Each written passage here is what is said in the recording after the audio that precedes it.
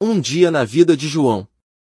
Era uma manhã quente de 1910, e João já estava de pé antes do sol nascer. Ele vivia em uma pequena casa de barro com sua esposa, Maria, e seus 3 filhos. Como trabalhador rural em uma fazenda de café no interior de São Paulo, João enfrentava diariamente as duras realidades da exclusão social. 5 horas da manhã, início do dia. João acordou com o canto dos galos. Ele se levantou rapidamente, sabendo que tinha um longo dia de trabalho pela frente. Após um café da manhã simples, composto por um pedaço de pão e café preto, ele se despediu de Maria e das crianças e saiu para o campo. 6 horas da manhã, trabalho na lavoura no campo. João se juntou a outros trabalhadores. O trabalho era árduo e as condições eram precárias. Sem direitos trabalhistas ou proteção social, João e seus colegas trabalhavam de sol a sol, recebendo um salário miserável que mal dava para sustentar a família. 2 horas da tarde, pausa para o almoço ao meio-dia. João fez uma breve pausa para o almoço. Ele se sentou à sombra de uma árvore e comeu uma marmita simples que Maria havia preparado. Enquanto comia, ele pensava na educação de seus filhos. Sem acesso a escolas de qualidade, ele temia que eles também fossem condenados a uma vida de trabalho duro e poucas oportunidades. 3 horas da tarde, conversa com o coronel durante a tarde. O coronel da fazenda, um homem rico e influente, passou para inspecionar o trabalho. João sabia que não podia reclamar das condições, pois o coronel tinha o poder de demiti-lo a qualquer momento. A relação de poder era clara, o coronel mandava, e João obedecia. 6 horas da tarde, fim do dia de trabalho. Ao final do dia, exausto, João voltou para casa. Maria o esperava com um jantar simples. Eles conversaram sobre o dia e sobre os sonhos que tinham para os filhos. Apesar das dificuldades, João mantinha a esperança de que um dia as coisas poderiam melhorar.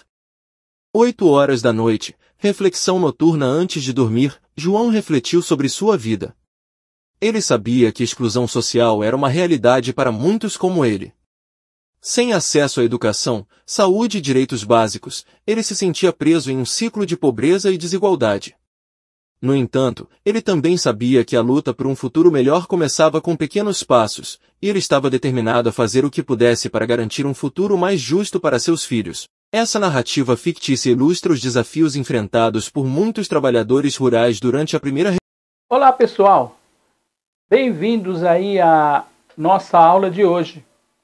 E nessa aula vamos aí explorar um tema muito importante e relevante aí para entendermos a formação da sociedade brasileira. Vocês viram aí que eu iniciei a aula com uma história aí fictícia, né, de uma família típica de trabalhadores rurais, lá no início do século XX. E por quê? Essa história aí que eu coloquei, o que serve para imaginarmos como era aquele tempo e alguns anos aí da proclamação da República. Então, gente, a Primeira República foi um marco aí de mudanças profundas no Brasil. Porém, aí uma pequena parcela da sociedade foi aí privilegiada, né? Enquanto a maioria da população foi excluída desse processo. Então, gente, vamos aí entender como isso aconteceu. E esta aula é a aula do terceiro bimestre de 2024. E o tema da aula é a imagem do Brasil na Primeira República e um retrato da exclusão. E como foi aí o contexto histórico, né, da Primeira República? Vamos lá falar um pouquinho a respeito aí como se iniciou, né, a Primeira República e como ela se desenvolveu também, né, durante todo esse processo. Então, gente, a Primeira República, que se estendeu aí de 1889 até 1930, foi um período marcado por profundas transformações políticas, sociais, econômicas, e com a proclamação da República, o Brasil abandonou, né, aquele regime de monarquia e adotou aí o regime presidencialista. No entanto, né, apesar aí das mudanças e muitas práticas, aquelas práticas excludentes que existiam anteriormente, persistiram, né? Então aí, gente, durante essa aula, vamos aí analisar como as políticas e práticas da Primeira República contribuíram aí para a exclusão de diversos grupos sociais. Vamos discutir a predominância das oligarquias rurais, da política do café com leite e o coronelismo, né? Coronelismo também o clientelismo, acabei, né, lembrando, e como esses fatores impactaram a vida da população brasileira. E também vamos abordar aí as desigualdades sociais e raciais e as condições de trabalho aí, o acesso limitado à educação e saúde. E o nosso objetivo o que é? Entender como essas questões moldaram aí a imagem do Brasil na época e também refletir os legados que ainda influenciam a nossa sociedade nos dias de hoje. Então vamos aí, gente, vamos iniciar. Eu vou iniciar agora com alguns slides, né, contextualizando todo esse processo e para entendermos melhor como isso aconteceu. Então, pessoal, iniciando aí a nossa aula, né, com as exposições do slide aí, a Primeira República, né, 1889-1930. Um retrato aí da exclusão, né, exclusão social, exclusão econômica, diante aí da maioria da população da época, né? Então vamos lá. Dando um contexto aí geral a respeito da Primeira República, como por que ela foi proclamada e as suas causas, né? Vamos aí então dar uma olhadinha aí para entender tudo isso. Então, gente, a Primeira República no Brasil, também conhecida como República Velha, é um período aí que vai de 1889, né, com a proclamação da República até 1930, né, com Getúlio Vargas chegando ao poder através da Revolução de 1930. Então, durante esses 41 anos, o Brasil experimentou aí grandes transformações políticas e sociais e também econômicas. O fim do Império, a monarquia brasileira, foi derrubada em 15 de novembro de 1889, né, em um golpe aí militar liderado pelo Marechal Deodoro da Fonseca. A insatisfação da monarquia vinha crescendo, especialmente entre aí os militares, né, e setores urbanos aí, devido à centralização do seu poder. Então, como foi aí o início da República, né? Então, com a proclamação da República, o Brasil adotou um método republicano e federalista, com um sistema presidencialista. No contexto geral, por que aconteceu essa proclamação da República? Ela vinha sendo minada, né? O imperador, o governo do imperador Dom Pedro II já vinha sendo minada há muito tempo, né? Até que foi dado o golpe militar, né? Através aí de Marechal Deodoro da Fonseca.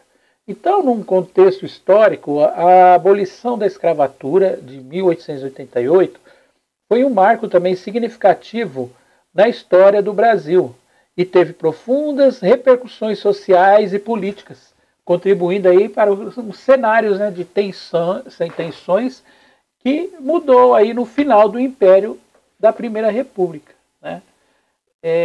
Então, nesse contexto aí, vamos explorar aí o que influenciou esse período.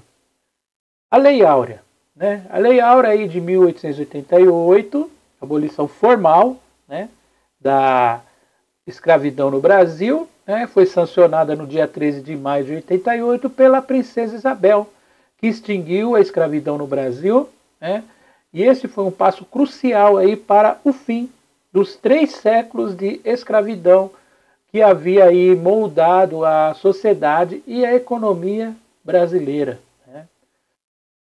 Então o impacto foi imediato, tá? A abolição não veio aí também acompanhada de políticas de integração ou compensação para os ex-escravizados. A falta aí de planejamento para a transição criou um vácuo social e econômico com muitos ex-escravizados enfrentando aí condições de extrema pobreza e exclusão, né? Então tudo isso, todo esse movimento que teve durante muito tempo aí para libertação dos escravizados, ela não foi simplesmente jogado e não foi colocado nenhuma política, como está dizendo, né? Não foi combinado nada, né? Não foi eles não elaboraram nenhuma política para poder incluir essas pessoas que anteriormente cativas, libertadas agora dentro da sociedade, né? Então, a abolição da escravidão foi um evento enorme, importância que desencadeou uma série de mudanças sociais e políticas no Brasil. E as tensões resultantes, a falta de planejamento, como eu disse, né, para a integração dos escravizados, juntamente com o descontentamento da elite agrária, né? Descontentamento, claro, porque a mão de obra que era usada nas fazendas, né, ali nas fazendas era a mão de obra dos escravizados. Então eles ficaram dependentes aí dessa mão de obra. E eles não concordaram, claro, né? E eles queriam que o governo indenizasse eles. E teve muitos aí, eventos negativos aí no caso aí da monarquia, né? Isso também foi vamos dizer, mais um tempero aí para poder a proclamação da República, né? Então aí eles desempenham um papel crucial na transição do Império da Primeira República. E esse período aí de estabilidade transformou e mudou a trajetória futura do país, influenciado por tanto com as suas políticas e suas estruturas sociais. Então a elite agrária, né, os proprietários de terra, especialmente os do café, sentiram um impacto negativo com a abolição. A mão de obra, como disse, né, a mão de obra escrava, era fundamental aí para a produção agrícola. E a sua extinção forçou uma adaptação rápida e dolorosa. E muitos fazendeiros enfrentaram dificuldades econômicas e uma reorganização forçada aí do trabalho, né? Então, o descontentamento entre as elites agrárias contribuiu aí para o apoio ao movimento republicano, que via aí a monarquia como incapaz de resolver esses problemas.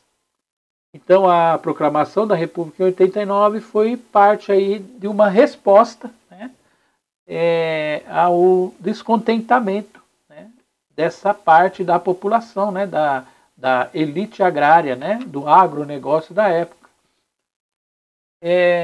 Então, gente, quais eram as condições dos escravizados, né? Tinha lá, as condições eram as piores possíveis, né? Após aí a libertação dos escravizados, a pobreza e a exclusão, né? Visto que, como nós dissemos, não houve políticas públicas, políticas que inserisse essas pessoas anteriormente cativas dentro da sociedade. Então, sem apoio governamental, muitos desses escravizados ficaram marginalizados, sem terra, sem emprego ou educação, enfrentando aí grandes dificuldades para se integrar na sociedade. Então, com a urbanização e a marginalização, a crescente urbanização e industrialização, embora limitada, trouxe novos desafios aí para a integração, né, social. E muitos escravizados migraram para as cidades, onde enfrentaram aí discriminação e condições precárias aí de vida, né? E dentro todo esse contexto histórico, né, a influência política e econômica aí na Primeira República, né? Qual foi a estrutura política, né? Dentro dessa nova república, desse novo modo de governar o Brasil, né? Existiu aí muitos interesses, né? De todas as áreas, né? Da sociedade. Então, houve aí algumas políticas que podemos dizer, né? Dentro desses governos que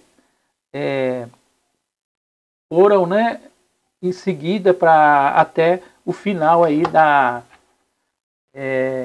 Primeira República, né? Então, existiu aí a política dos governadores, essas práticas, né, que para poder manter essa elite, né, com os privilégios, existia aí algumas políticas que garantiam isso, né, como a política dos governadores, o coronelismo, né?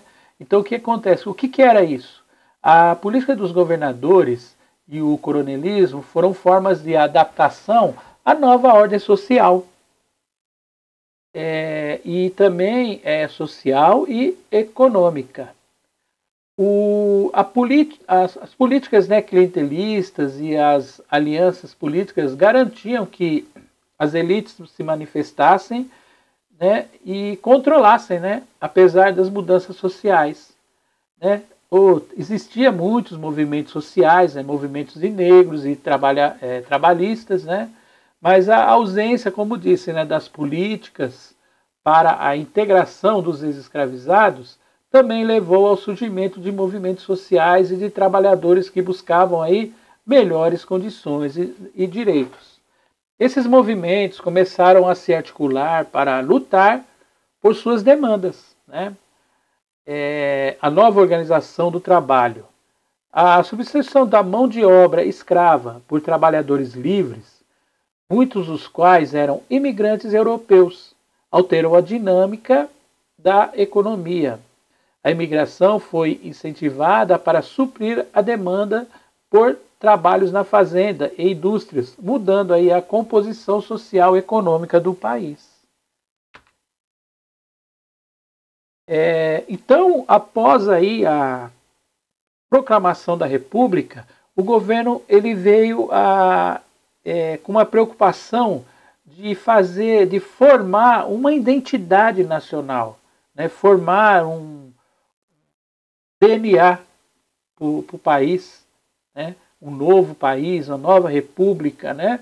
Então, eles tiveram essa preocupação. Então, aí durante a Primeira República, o governo republicano procurou criar uma identidade nacional, unificar para integrar todos os brasileiros.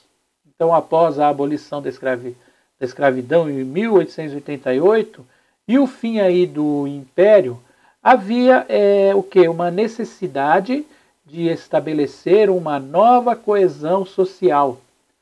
Então, o governo incentivou a imigração europeia, né, para diversificar a força de trabalho e promover a modernização, além de fomentar o desenvolvimento de símbolos e instituições republicanas que pudessem representar a nova nação. E esse esforço visava superar as divisões regionais e sociais, consolidando uma identidade nacional que fosse inclusiva e moderna, apesar dos desafios das desigualdades aí ainda persistindo, né? Dentro de tudo isso, o efeito social que teve a marginalização da população afro-brasileira e também os indígenas, né? Foi incorporado com isso também, essa marginalização. Então, as políticas que vieram para poder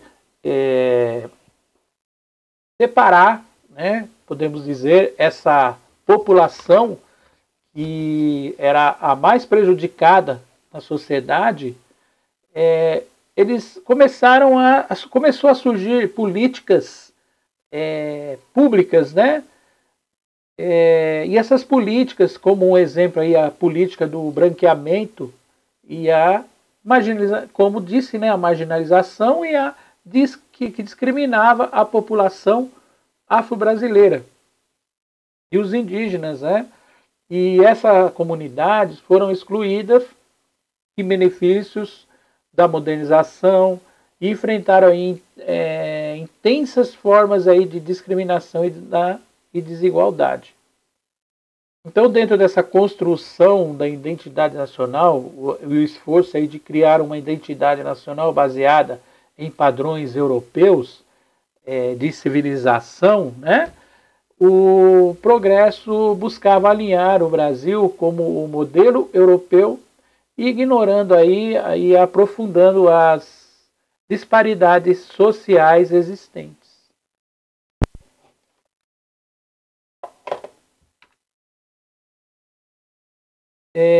Com essa política do branqueamento, houve aí algumas teorias na época, né? Teorias raciais, né? E adentrou aí do século XIX aí para frente, né? Então, durante a Primeira República, teorias raciais, né, pseudocientíficas, né, que desempenharam aí um papel significativo na formulação das políticas públicas voltadas para o branqueamento da população brasileira. E essa teoria, que se baseava aí em conceitos falsos e preconceituosos sobre a superioridade racial, e também influenciaram aí profundamente o pensamento e as decisões políticas da época. A influência aí das teorias, né? Conceitos aí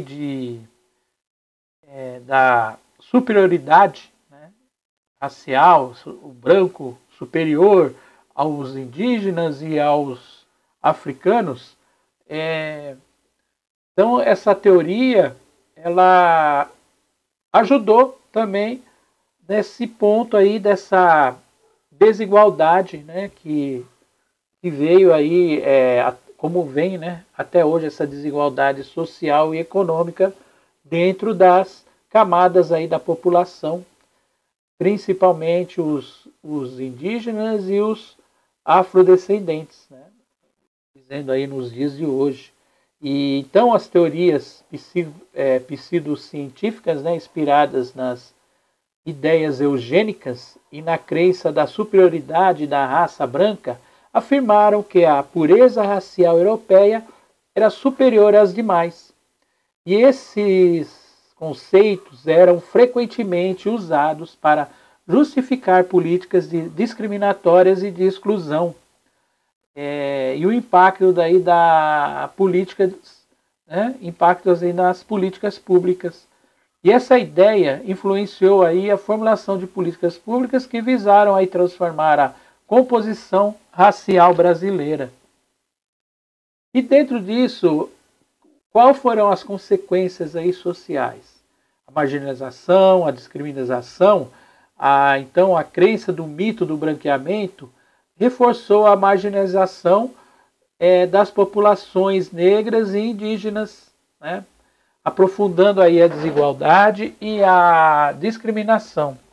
E essas comunidades foram excluídas das oportunidades oferecidas aí a imigrantes europeus que enfrentaram aí severas formas de preconceito e exclusão social. Então, a promoção do mito ajudou a moldar uma identidade nacional que valorizava a característica europeia e desconsiderava a rica diversidade cultural e racial do Brasil. E essa visão distorcida da identidade nacional influenciou a forma que a sociedade brasileira a si mesmo de diferentes percebia, né, a si mesmo as suas diferentes etnias. E essas teorias e políticas não apenas refletiam uma visão racista e preconceituosa, mas também tiveram aí efeitos duradouros na sociedade brasileira. Moldaram as atitudes e práticas sociais, né, por décadas. E a influência das teorias raciais científicas, né, durante aí a Primeira República, deixou um legado complexo e desafiador com as implicações profundas para histórias aí do Brasil, na identidade do Brasil também, né? E o que era esse mito do branqueamento? O mito do branqueamento, gente, sustentava a ideia de que a miscigenação poderia melhorar a população brasileira, ou seja, a mistura de raças levaria a uma população mais evoluída e civilizada. Essa teoria racista, pseudocientífica, foi promovida durante a Primeira República para justificar e reforçar a influência da presença dos europeus, né, brancos no Brasil. Então, o mito do branqueamento foi uma teoria racista que utilizou pseudociências, né, para promover as políticas de imigração e miscigenação, e com o objetivo da transformação da população brasileira em algo que fosse mais alinhado aos padrões europeus. E essa ideia, né, tiveram impactos duradouros e negativos, e aprofundando aí a desigualdade e influenciando a construção da identidade nacional no Brasil. Então, essa pseudociência, né, é um conjunto de ideias teóricas ou práticas que apresentam como científicas, mas o que não sugerem os métodos, né, e princípios rigorosos da ciência verdadeira. Em vez de basear-se em evidências sólidas e experimentação e revisão por pares da pseudociência, frequentemente é utilizada em argumentos que não são verificáveis e falsificáveis, né? Então, essas políticas implementadas, né, o incentivo da imigração europeia, então o governo brasileiro implementou políticas para atrair imigrantes europeus, oferecendo-lhes incentivos de terras, para promover a colonização e desenvolvimento agrícola. Isso visava criar uma nova força de trabalho que fosse racialmente superior.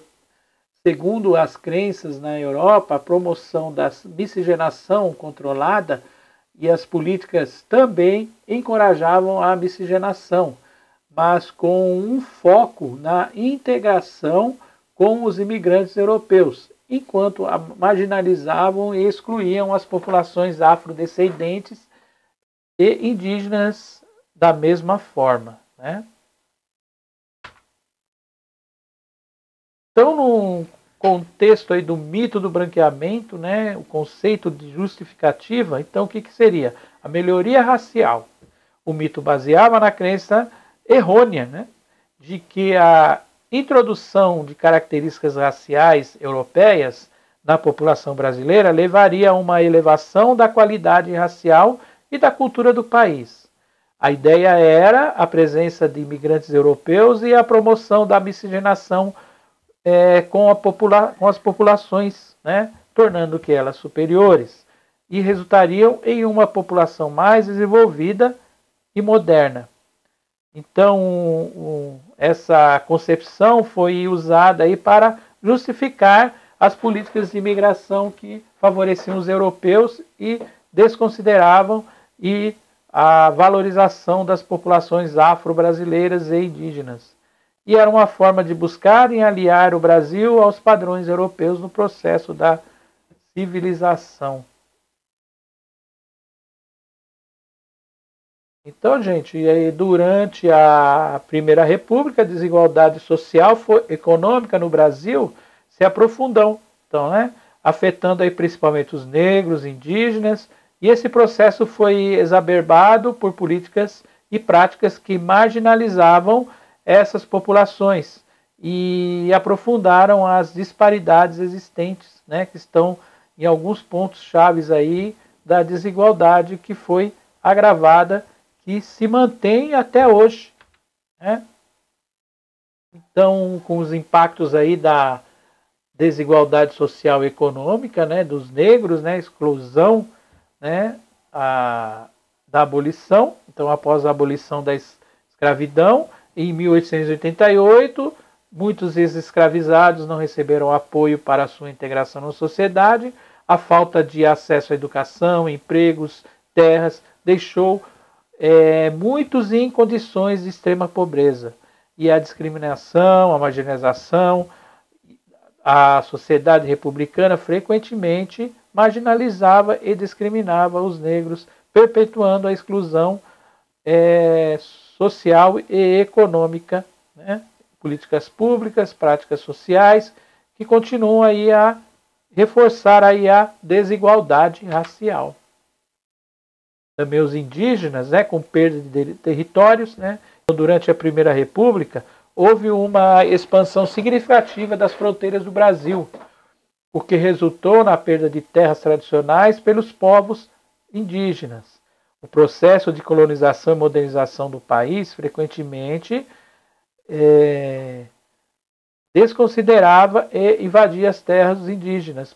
Então, muitas políticas públicas visavam que a assimilação dos indígenas à cultura dominante, frequentemente forçando a perda das suas tradições e modo de vida.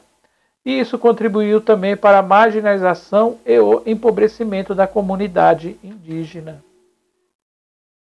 Então, as políticas, aí, as práticas, né, de exclusão foi o branqueamento e a imigração. As políticas de branqueamento incentivaram a imigração dos europeus e promoveram a integração de brancos europeus na sociedade e, ao mesmo tempo, a marginalização das populações afro-brasileiras e também os indígenas. A falta de políticas inclusivas, né? Então, a falta de políticas inclusivas e de apoio para a integração social e econômica dos negros e indígenas resultou a uma perpetuação da desigualdade e o aprofundamento da exclusão social. Temos aí, dentro de tudo isso, as consequências, né? Então, essa desigualdade é persistente. Com a exclusão e a marginalização dessas populações contribuíram para a perpetuação e a desigualdade social e econômica que persiste até nos dias atuais. As disparidades no acesso a recursos, oportunidades, direitos que continuam a afetar significativamente a qualidade de vida dos negros e indígenas no Brasil. O impacto cultural e social com a marginalização também teve um impacto cultural profundo, contribuindo para a perda de tradições e identidade cultural entre os indígenas e para aí a estigmatização dos negros na sociedade. Então, pessoal, uma das políticas também, né, que ajudaram aí a perpetuação aí dessa exclusão, né, social diante aí dos afro-brasileiros, afrodescendentes, né, e os indígenas, foi também, dentro aí desse contexto, a política café com leite, né? Então, durante a Primeira República, a economia brasileira foi fortemente influenciada pelas oligarquias São Paulo e Minas Gerais, que dominaram aí o cenário político e econômico do país. E esse período foi conhecido como República do Café com Leite, e teve seu desenvolvimento econômico centrado na exportação do café, que trouxe aí consequências significativas para a estrutura social e econômica do Brasil.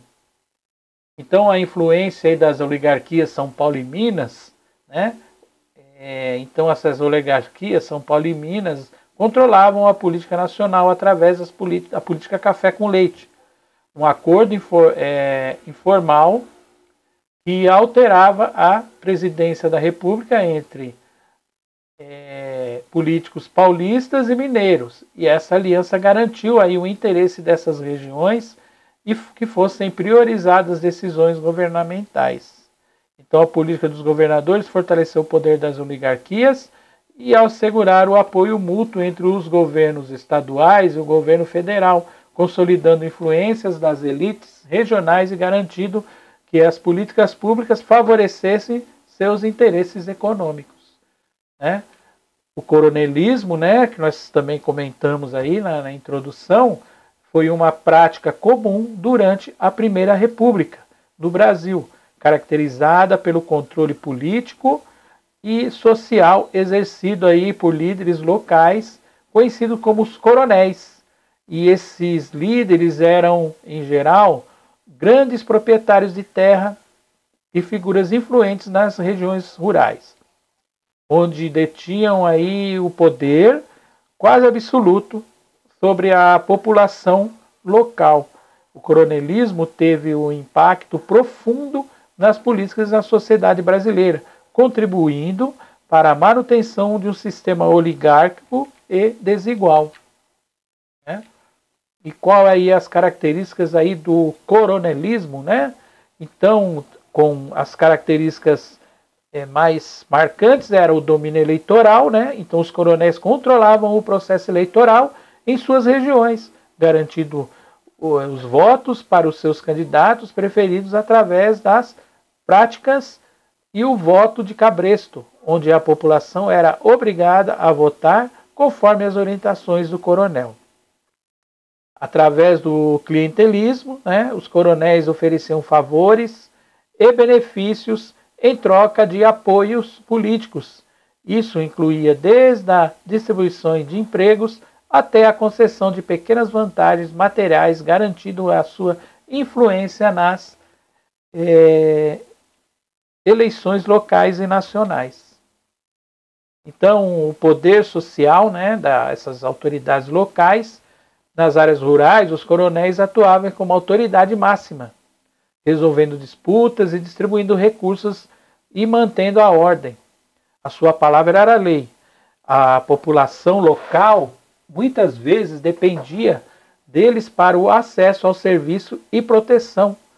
O controle econômico de grandes proprietários de terras e os coronéis detinham aí o controle econômico e de vastas áreas, empregando muitos trabalhadores, influenciando as condições de vida e trabalho nas regiões sob seu domínio.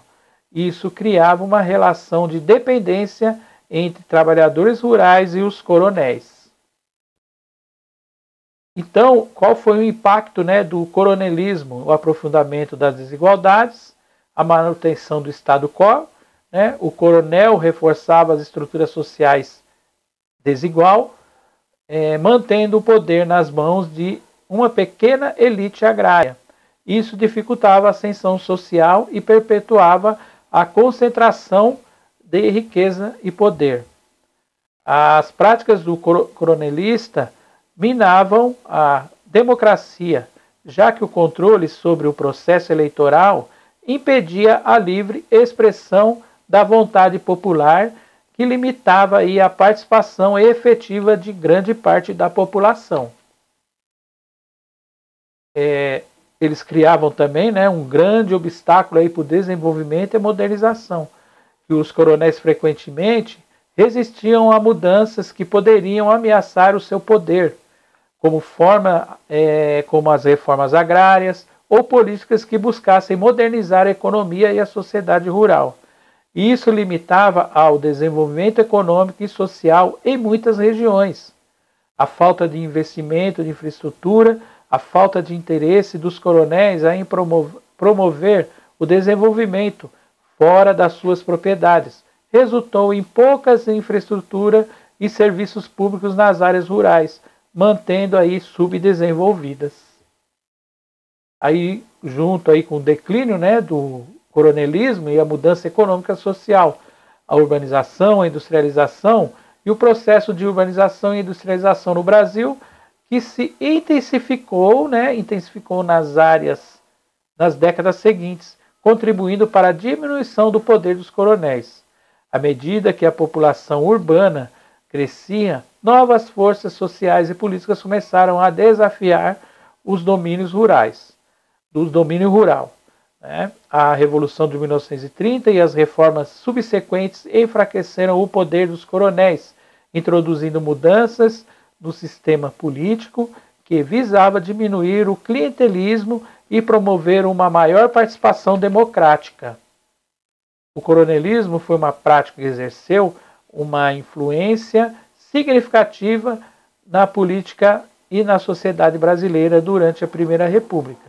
O controle político e social exercido pelos coronéis contribuiu para a manutenção de um sistema oligárquico e desigual, impedindo o desenvolvimento e uma democracia plena e justa.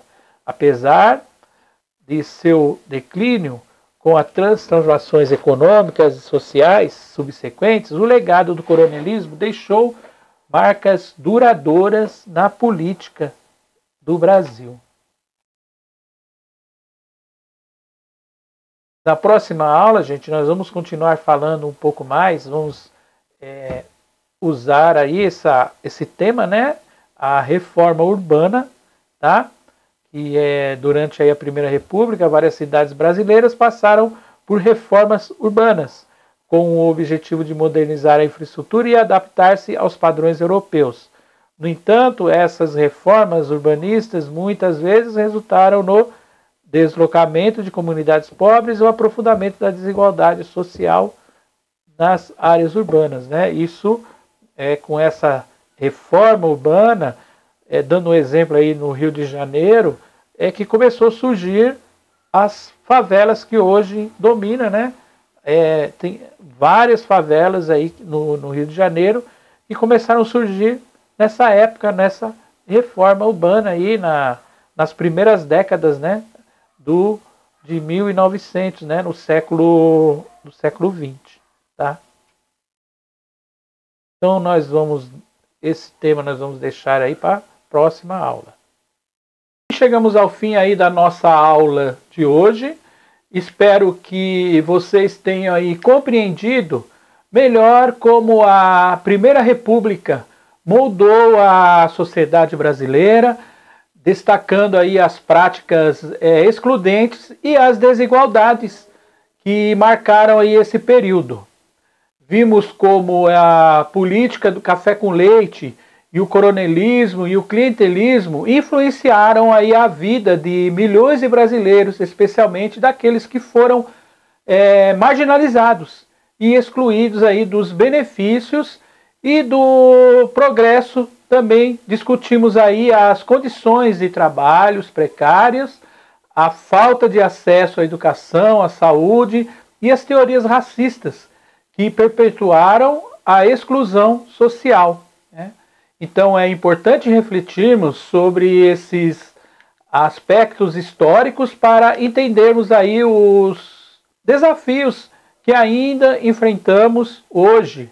A história nos ensina que a luta por igualdade e justiça social é contínua, que cada um de nós pode contribuir aí para o futuro, né, mais justo e inclusivo. Então eu agradeço a todos pela atenção, participação, e se tiverem dúvidas ou quiserem discutir mais sobre o tema, estarei disponível aí para ajudar. Então, gente, até a próxima aula. Tchau, tchau.